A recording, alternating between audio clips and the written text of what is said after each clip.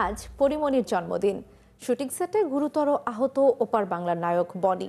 ফের বাবা হচ্ছেন রামচরণ। বিশ্ব সুন্দরীর মঞ্চে ফিলিস্তিনের নাদিন আইয়ুব। এক নজরে বিনোদন দুনিয়ার খবরাখবর রাখছেন আফফান মিতুল। প্রতি বছর নিজের জন্মদিনটি বেশ জাঁকজমকভাবে উদযাপন করতে দেখা যেত পরিমণিকে। আজ একেবারে ঘরোয়া পরিবেশে কাটছে তার জন্মদিন। এদিকে জন্মদিনের 4 দিন আগেই কেক কেটে উদযাপন করেছেন আলোচিত এই নায়িকা। ওপার বাংলার জনপ্রিয় অভিনেতা বনি সেনগুপ্ত নতুন সিনেমার শুটিং সেটে গুরুতর আহত হয়েছেন। পরিচালক আতিউল ইসলামের বানসারা সিনেমার শুটিংয়ের শেষ দিনেই ঘটেছে এই বিপত্তি। কলকাতায় একটি অ্যাকশন দৃশ্য অভিনয় করতে গিয়ে আঘাত পান বনি। তবে গুরুতর আঘাত পেলেও শুটিং বন্ধ করেননি এই অভিনেতা। আহত অবস্থাতেই শেষ করেন দৃশ্যের কাজ।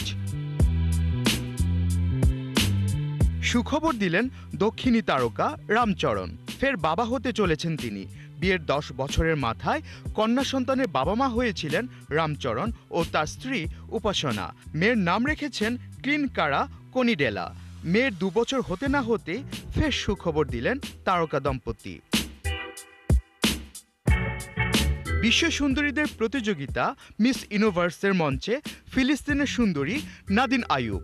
27 বছর বয়সী নাদিন আগামী নভেম্বরে ব্যাংককে 74তম মিস ইউনিভার্স প্রতিযোগিতায় ফিলিস্তিনের প্রতিনিধিত্ব করবেন। সেখানে বিশ্বের 130টিরও বেশি দেশের সুন্দরী প্রতিযোগীদের সঙ্গে লড়বেন তিনি। আফফান মিতুল, 71।